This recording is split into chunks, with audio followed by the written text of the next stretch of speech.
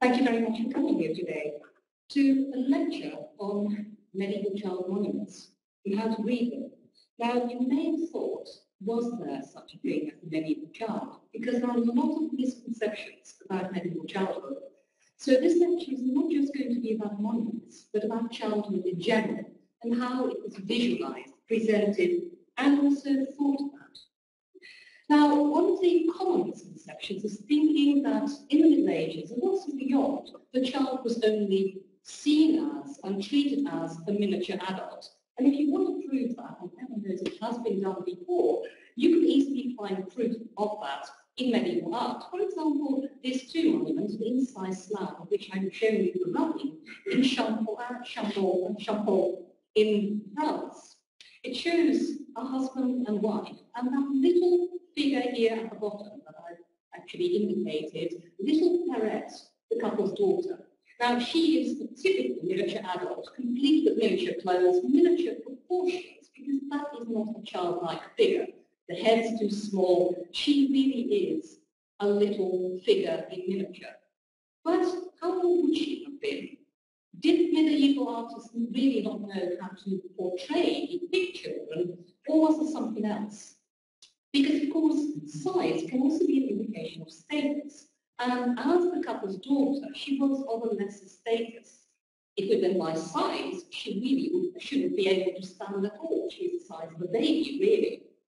And so in this tomb of the early 14th century, we can see that the girl was important enough to be commemorated with her parents, but it doesn't tell us anything about her age. Her name is given, but not how old she was when she died. And that's not unusual, because that is actually very typical of medieval monuments. It's very much unusual to find the date of birth as well as the date of death, because the date of death was the most important. This was a transition into a better life. Now, the previous slide showed a child in miniature, but if you think that size is any indication of recognizing and identifying child memorials, you'd be badly mistaken, because there are slabs of quite a large size, even too large for an adult, and yet they may commemorate a child. Of course, a child of status, because no average child would be commemorated with a slab like this. This is actually a drawing of a very worn slab now, still existing in Beaulieu Abbey, or what was Beaulieu Abbey.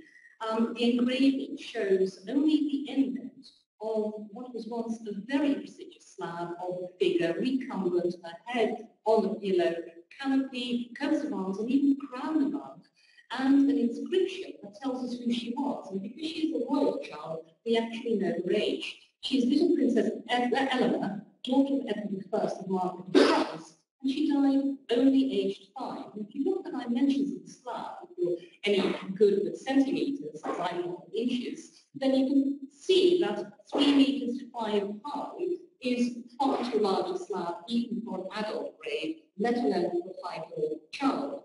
The size of the slab was actually meant to convey the importance of a little royal princess, and not at all the size of their beneath. But it can also go the other way. Now, first of all, when we're talking about children, there is an important distinction to be made. Are we talking about children of a certain age, or children in general, as in offspring? And I've often advocated in the past that we should differentiate between the two. A child may be someone's child and yet be an adult. So when you're talking about offspring, you're actually often on safer ground, especially with medieval memorials and brasses in particular, where you can often see these groups of children, girls on one side, sons on the other, decreasing in size but otherwise pretty standardized. And they give you no indication of how old the children were, or even if they were alive or dead, because often monuments are commissioned in a couple's lifetime, and they may be inclined to depict their children alongside with a double commemoration that has nothing to do with the fact that everyone on the monument was actually dead by the time it was commissioned, quite the opposite. Very rarely you will have an indication of who was who amongst these groups of children. What I'm showing you is actually not at all a traditional common type, but an exception to the rule.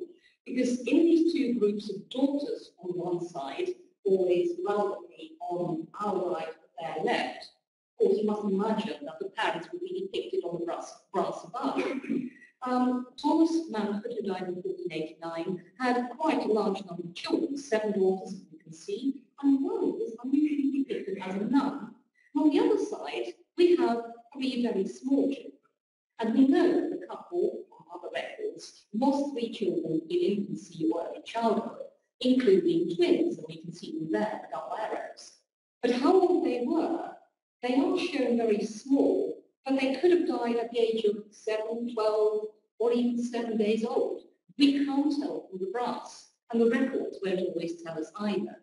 So we're left guessing these groups of children, how old they really were. Now, when we're talking about misconceptions about medical childhood historians have always grown when you mention the name of Philippe Aries, the famous or notorious French family historian. Now, Philippe Aries certainly was not a medievalist. He was a historian and he had certain ideas. He tried to use art, but he was not an art historian and therefore didn't always understand what he was looking at or where to look at things. And so he had a certain agenda. He believed that childhood was not a given constant through time. He believed that childhood was something that was discovered over time. But people suddenly began to treat and regard children differently. And he felt that that happened somewhere in the very late Middle Ages, Renaissance even, and that really the fact that many children died young meant that that couldn't possibly have been important. After all, you know that the child you have may not live to see adulthood, you may regard that child differently, at least in the view of Philippe Aries. He published his book in 1960. It was soon translated in English and is still in print today. Now, what was said in his chapter 2, Discovery of Childhood, is quite important when it comes to 2 monuments. And I'm going to quote a few lines, only a few, and they're on the screen anyway. One of the things he said was, in the funeral effigies listed in the Guerriere collection, famous collection of antiquarian drawings of monuments, the child appeared only at a very late date in the 16th century. Now, if you're actually studying monuments in the field, in churches, rather than through antiquarian collection, you will come across quite a few examples to show that actually he was wrong there. There are earlier examples before the 16th century. But even so, if you don't expect to find them, you certainly won't see them. And that's what happened to Philippe Aries. Now, the problem is that a lot of historians, family historians, have tried to prove the opposite. Philippe Aries was wrong, and I can tell you why. And so if you start looking for child monuments, you will find them. Philippe Aries didn't want to find them, he certainly didn't see them. If you want to prove the opposite, you can see them anywhere. The problem is it really a child memorial you're looking at? And that can be very deceptive. Just now I showed you that very large slab of little Princess Eleanor, which was far too large for a 5-year-old child. So when you come across 2 effigies that seem just the right size for a child of, say, 3 or 5, you'd think you'd be on safe ground. But then medical art has a few surprises for you, because miniature effigies can actually depict or commemorate something very different, and something even very gruesome. Here, for example, if you go to Copenhagen, I haven't been there recently, so I can't vouch for it still being in the church guide. It wouldn't surprise me, though. At the time when I was there, it was confidently stated that here you have the double effigies of a married couple, and alongside them, a small diminutive effigy of their daughter. It seems perfectly sensible when you look at the photograph. It's such a small tomb, more or less the same period, early 14th century. It must be surely the couple's daughter. Or was it? Because if you look at the effigy very closely, you can see that there's something very unusual going on. She seems to be opening her bodice. Now, why would that be? The reason for that is a particular type of medieval monument, because not everyone went into this, but it certainly did happen amongst the aristocracy and royalty, namely bodily division. You did not only order your body to be buried in one place, but also your heart and sometimes your viscera. They could be deposited in different churches. It was something that originally stemmed from, well, sadly, the case of someone wanting to be buried in one place but dying somewhere far away, and the body has to be preserved and then transported to the intended burial place. And that means you have to eviscerate the body, remove the organs, and as best as possible preserve the body for transport. And what do you do with the organs, the heart, the viscera, entrails, and so on? Well, you bury those too, because they're part of the body. Of course, you must remember, it was thought in Christian faith that at the Last Judgment, you would be reunited your soul with your resurrected body. So you can't just throw away body parts like that. They have to be given Christian burial as well. And once that began, it also became something that people actually saw as an advantage. If you bury your heart, or have your heart buried in one location and your body in another, and donate money and erect a monument for both parts, then that will attract more prayers in different places, and that will never be a bad thing if you think of your salvation in hereafter. And certain families, royalty, but also some aristocratic families, went into this bodily division, including the Berkeleys. And in Coverley, Gloucestershire, we are certainly in Berkeley territory. And that's what this little female effigy is showing. She's opening her bodies to indicate the heart that was taken out of her body. And of course, a heart doesn't require a large monument. So this is almost certainly a heart burial and not a child burial at all. So that's worth remembering. Viscera also were commemorated, and it's not an English thing, it happened all over Europe. If you go to the Louvre in Paris, you'll see you really have to see them in order to gauge their size, the undersized, under-life-size marble effigies of Charles IV of France and Jeanne d'Arc. And you can see those bags here, those are not Cumberland sausages, those are the viscera. Now, we know that.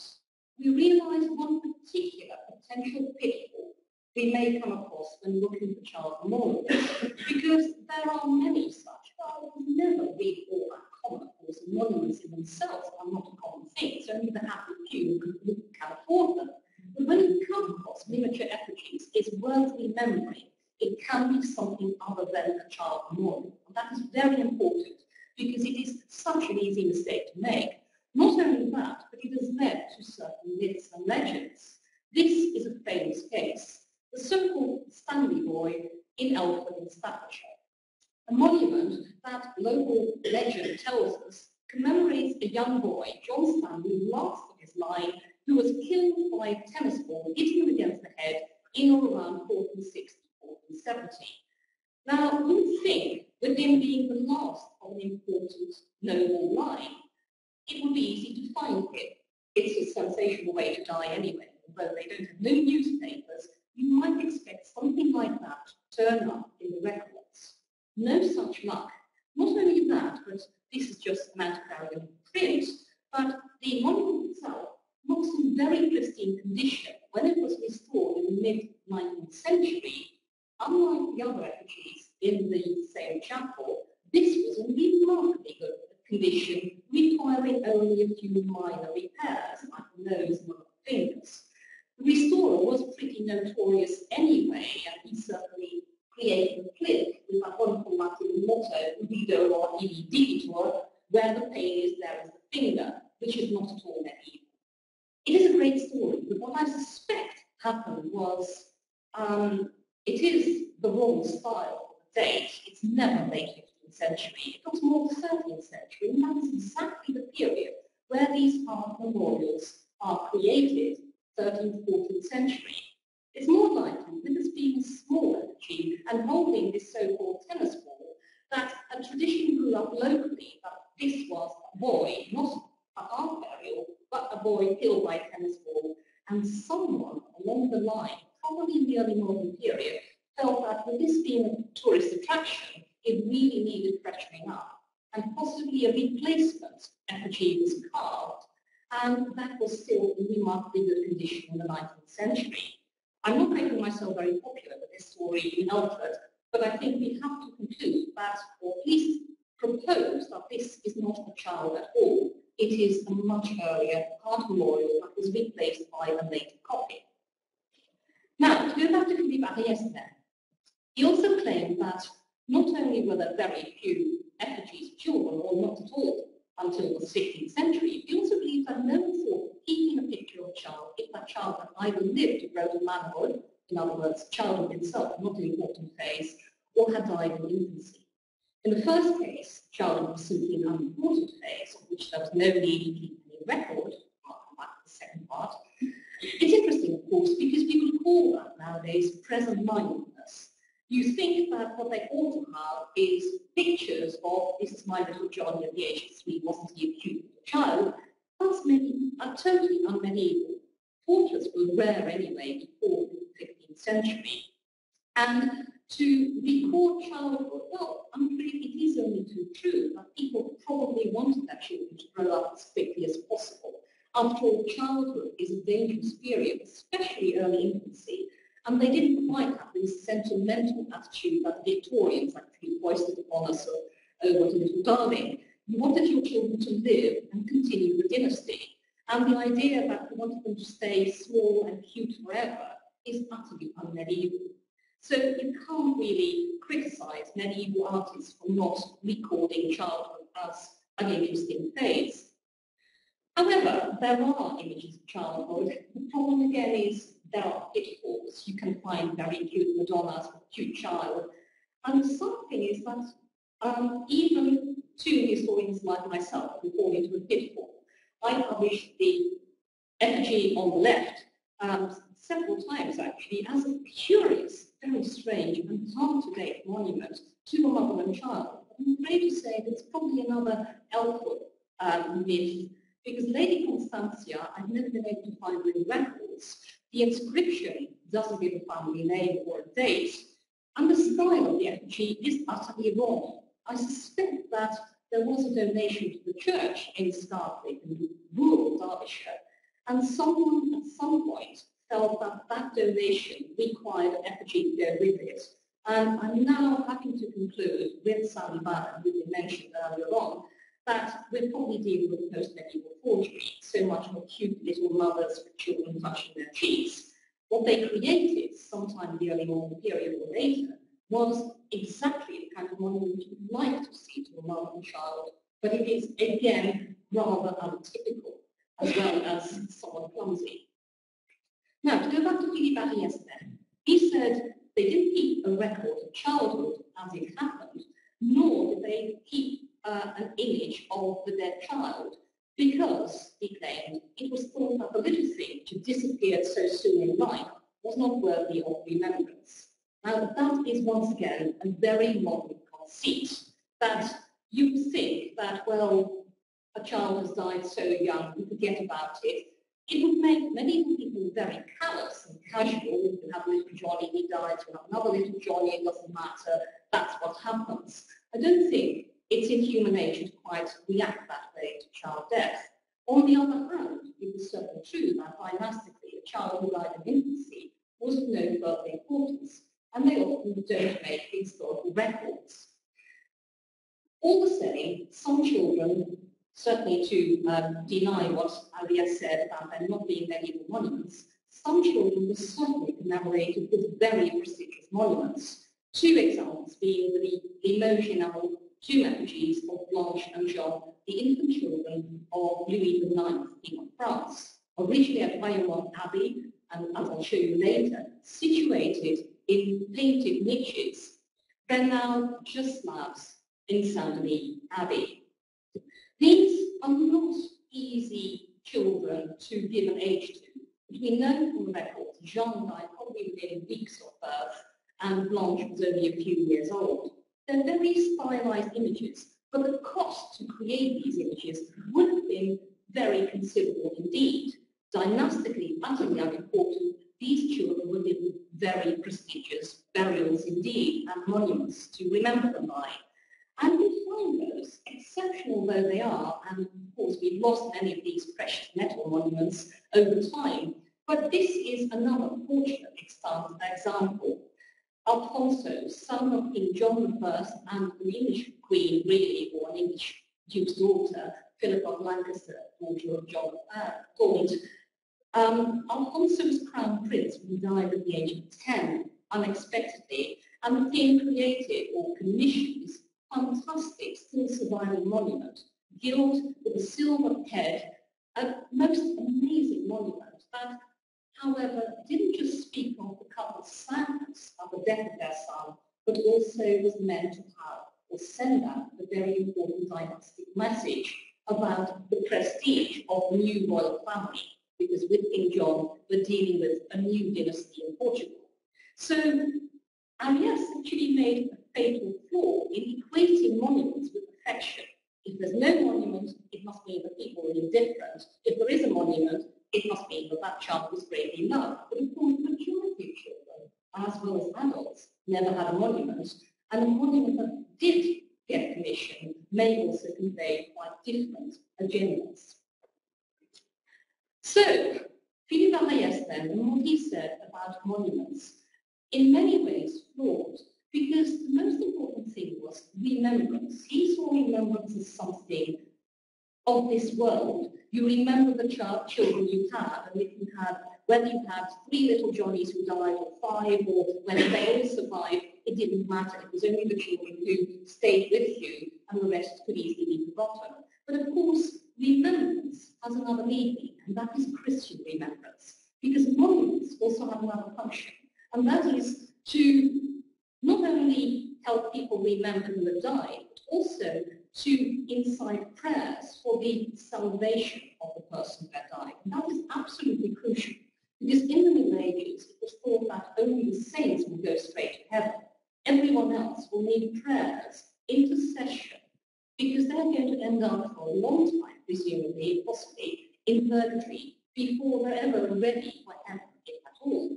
And to speed up your time in purgatory, you could do quite a lot. You could attract prayers, you could buy masses for your own salvation, but you could also rely on those who come after you to say prayers for you and continue to say masses as well.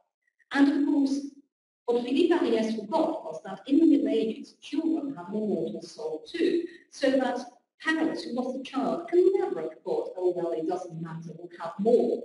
There is an immortal soul at stake. And that, of course, can be commemorated and remembered not just through monuments, but in other ways. It isn't just in tangible, visible form, like a monument, that you can remember the dead. There are masses, there are candles, there are prayers.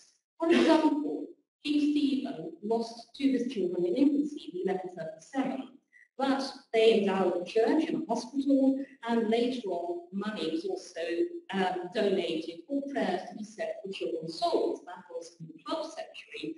And an interesting case, because that happened not just amongst the upper layers of society, but also amongst the lower classes. The idea of salvation, of the soul needing all the help it could get, even children, also was valid amongst the lower classes, amongst all Christians of all ranks and estates.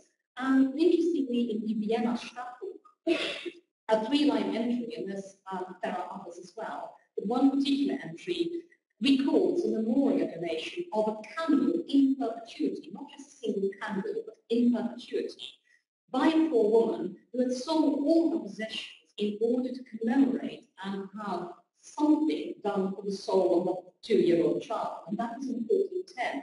And it was recorded because it was a gift in all perpetuity.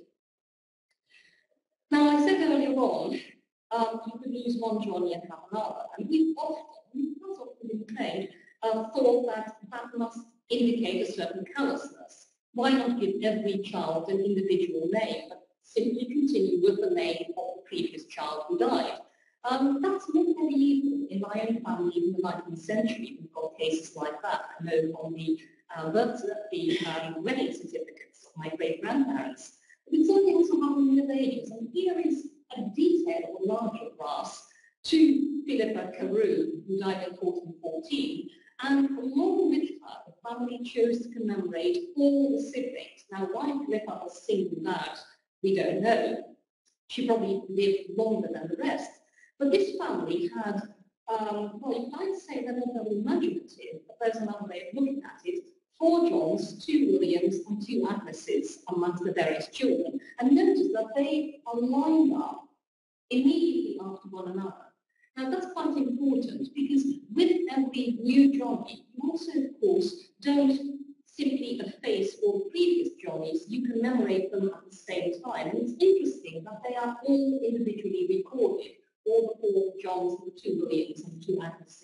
amongst all the children of the couple. So that's worth remembering, that every child counted, even the ones who died in early infancy, as long as they're baptized, because with baptism you get your name. And the previous graph showed that 4 boys at least were baptized, and must have been baptized John. Now, parents, as I showed earlier, also often had, well, you can call them weepers or figures of kinship around their tombs. It was those parents who could afford such monuments. And this is the monument of Edward III in Westminster Abbey, where originally 12 children were depicted complete with heraldry to identify them on the sides of the tomb of Edward III. It was for a long time difficult to identify the various children until Anne-Marie Morgenstern in the book on kinship tombs showed that the little figure at the far end, little William of Windsor, is actually exactly that. The place on the monument suggests that it can't have been any other William. The couple had 2 Williams there too. Little William of Windsor, who died soon after his birth in 1348, and yet he doesn't look like a baby at all in this little weeper or kinship figure. He looks like a young adult. Now, there can be some reasons for that. Babies don't look all that impressive from a dynastic point of view. The boy himself was also given a monument, and that also still survives in Westminster Abbey in London. Here we've got it, and you really have to see it with your own eyes to appreciate how small it is. It's alabaster, and he is depicted on a small monument alongside his sister Blanche of the Tower, who also died in early infancy a few years earlier in 1342. And I think we can go back to the start of my lecture because they look like miniature infant, miniature adults, not at all like the infants they were. Little Blanche even has a hair up with fashionable curls, and little William is wearing hose and a very elegant short robe. They're dressed as miniature adults, but they weren't. It's a small monument, and that in itself can, as I've said earlier, give the game away. But it can also be deceptive. In this case, we know that it's a double child memorial. But the clothes, those are curious. Why didn't they depict those children as they were? Because there is such a thing as the ages of man. Many of the people like numbers, and they like to divide life into stages. Early childhood, adulthood, but also adolescence in between. They could divide life into different groups. You could have the very simple, basic 3 stages: childhood, adulthood, and decline, old age. You could go for more precise divisions, 4 ages, 6, 7, 10, 12 even. They might be comparing, for example, to the months. And you can just imagine that starting January, that's cold, we end in December, that's old age. Comparisons to the months can be made to fit childhood as well. What then, if they are so, they're the various stages of life, why don't they depict them on monuments? If you know a child died in early infancy, why not show that child as such? Were they, after all, regarded as miniature adults? Or was the tomb conveying an impression of what the child might have been if only it had lived? The latter is very unlikely. That is not, at least not the earthly picture. But here, in this incised slab, we're certainly not looking at a little girl who died not yet 3 years old. She, like Blanche alongside her, is shown once again with her hair plaited in curls and with a dress full of buttons that a child her age would never have handled, and her hands conventionally in prayer. And quite a few of these tombs, if you start looking around, the problem is identifying them as child tombs. Now, what might they convey? My suspicion is that they don't convey the earthly picture. They don't convey an idea of how people view children in life, namely as would-be adults, but the heavenly picture, how children are going to be resurrected in heaven. The perfect age in heaven, and for that, medieval people, theologians of course, often turn to Ephesians 4. I've shown you the Latin here, but in English actually, the crucial words are about the resurrection. The text itself is not about the resurrection, or not quite the way medieval people interpret it, because it was said that until we all meet into the unity of faith and the knowledge of the Son of God, unto the perfect man. In other words, as medieval theologians saw it, we're all going to be resurrected unto a perfect man or woman, because there's no gender change. Now, who was perfect man? Christ. How did he die? Between 1333, and that was seen as the perfect age, at least for men. And that may be what we see in a lot of monuments, an idealized age, the way people imagined you were going to be resurrected in the hereafter. If you look at depictions in medieval art of the Last Judgment, you will see no children, and also rarely people over the age of 33. They are standardized and idealized, so we think, but they may actually represent, most likely, the perfect age in heaven. Now, people have said that actually you can find children in the hereafter. Take this one, a beautiful miniature in Cambridge of the apocalypse. Christ in glory with the angels beside him, the mouth of hell at the bottom, as you can see, and then groups of adults and smaller figures who must surely be children. So there are children in the hereafter after all. No, because the Latin text of Revelation says, and I saw the dead, great and small. And people, modern scholars, have assumed that to be adults and children. But that's not what the Latin says, because pusilos is actually not the word used in the Bible for children. That is parthos. Pusilos is a status indication. What the text is saying is, I saw them in heaven, the great folk and the small folk, the lesser and the greater, not adults and children. And as a medieval artist, how do you depict people of a lesser status when they have no clothes on to indicate their status? You make them small. So what do modern art historians and historians, rather especially, do? They think small figures are their children. The Latin doesn't say so, and the medieval artists didn't intend that to be read in such a way. So, again, another example, the little figures you see here are not children. They are the lesser folk, but on a small scale. Ephesians says that too, unto a perfect man, and that henceforth we be no more children, probably tossed to and fro and carried about every wind of doctrine. Actually, in medieval theology, I suspect that at least the theologians saw no place for children in heaven, not as such. Heaven is a solemn place. You should count yourself lucky to get there. You should have the rational means to appreciate where you've ended up. Children don't have that. And I don't think medieval theologians like the idea of children causing havoc in heaven.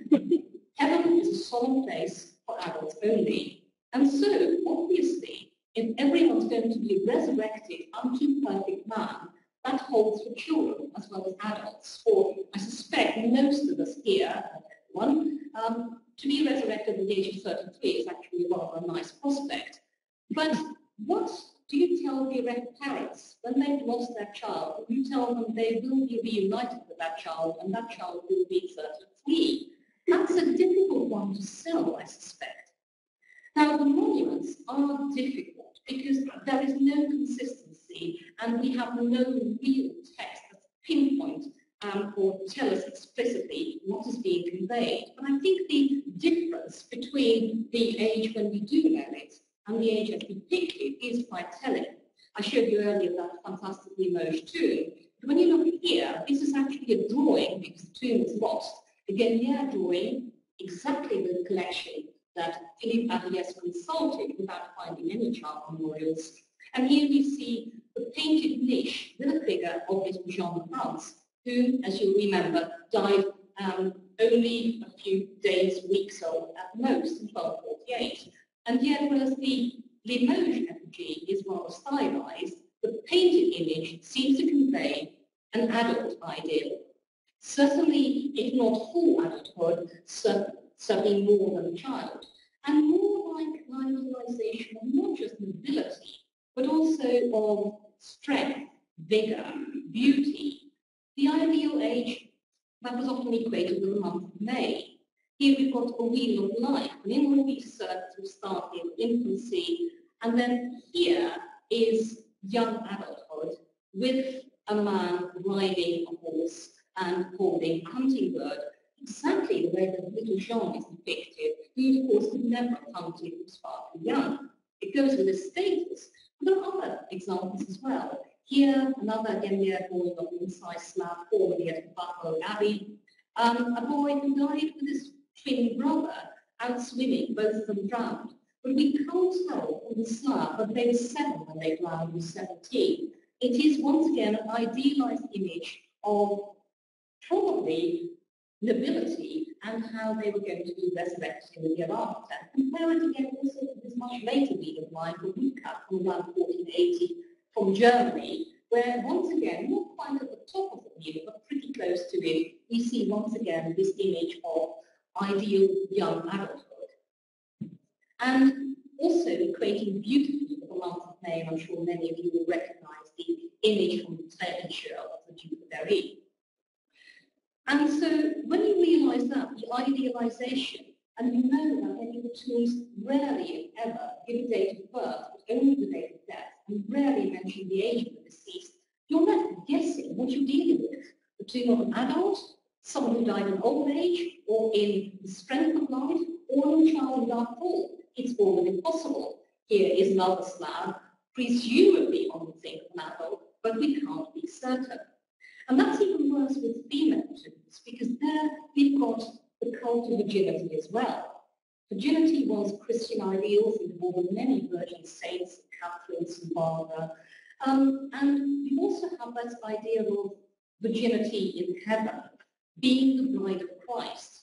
Now, when we look at little Blanche de France, the sister of Jean whom I showed you just now, we also see her niche displayed for the Bayonne Abbey, and she too is not depicted in this painting as the child she was when she died, but as a young maiden, complete with her hair long, veil, very elegant and nubile image of womanhood, more so than the image of Limoges slab.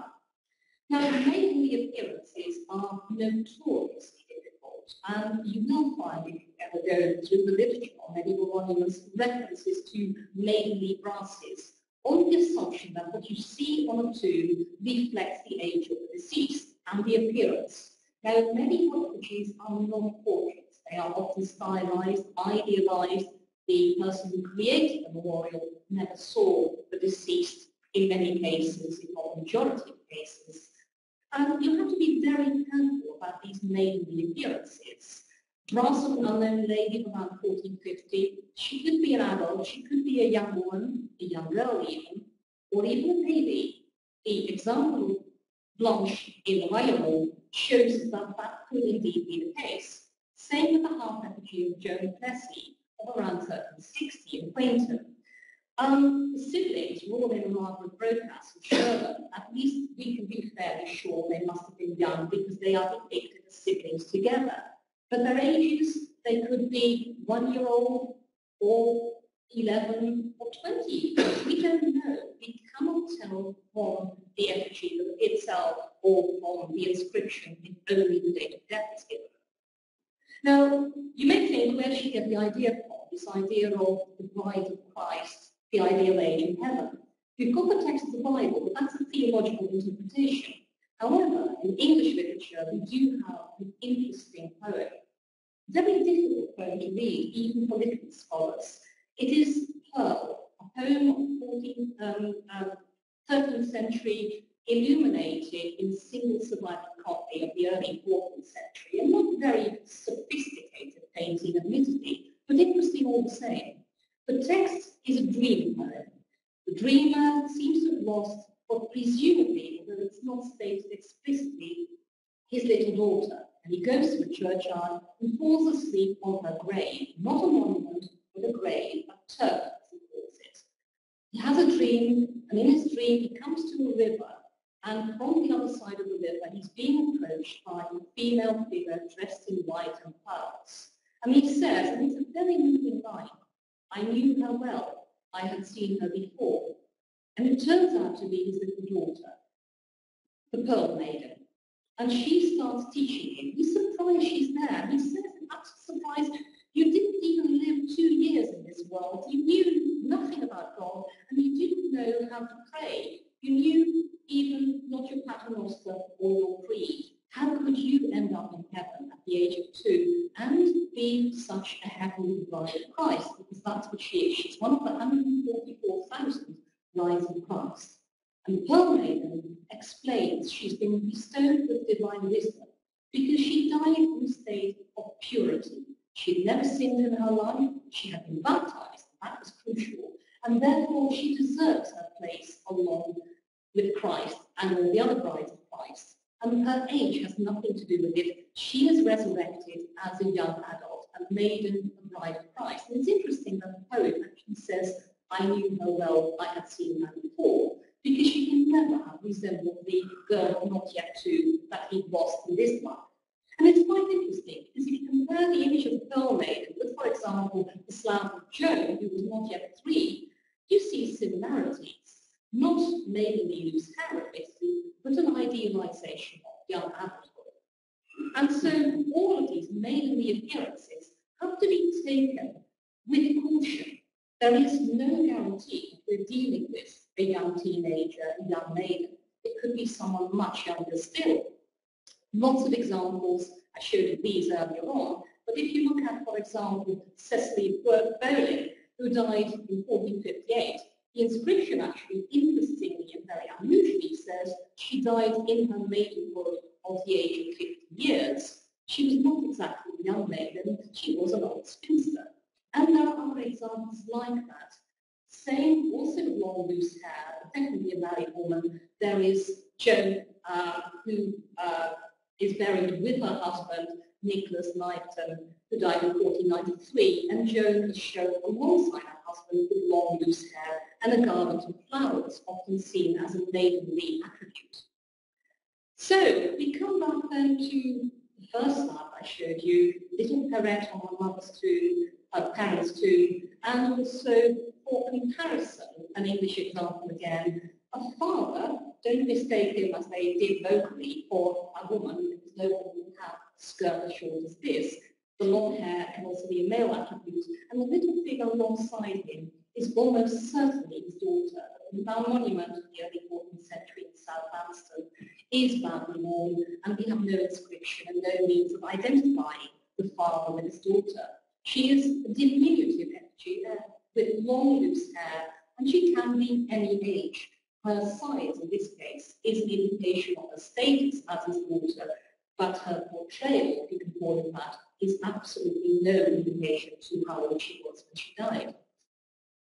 That really is only a later phenomenon, because, as I said earlier, the concept, theological concept, of the perfect age in heaven may be a beautiful one for theologians, but a very difficult one to sell at ground-roots level.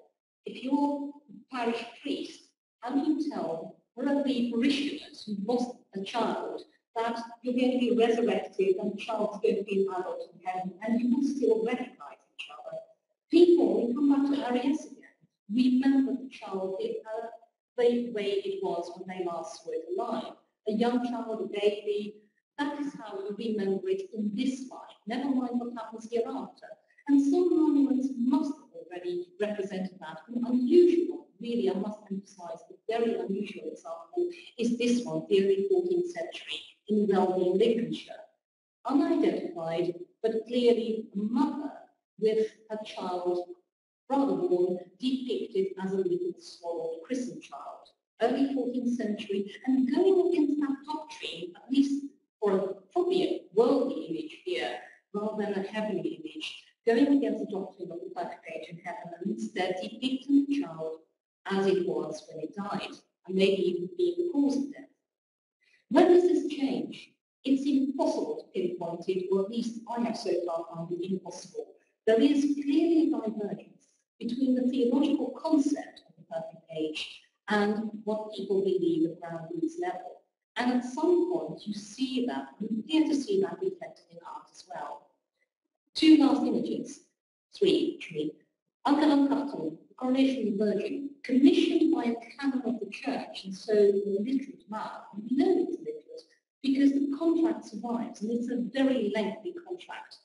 The monument was destined for the Catholicism Church, where Jean de Montaignac was canon, and the contract specifies that it's meant to show the coronation of the Virgin with Christ and God and the Holy Ghost, as you can see above here, all the estates of heaven and earth and purgatory of God as well.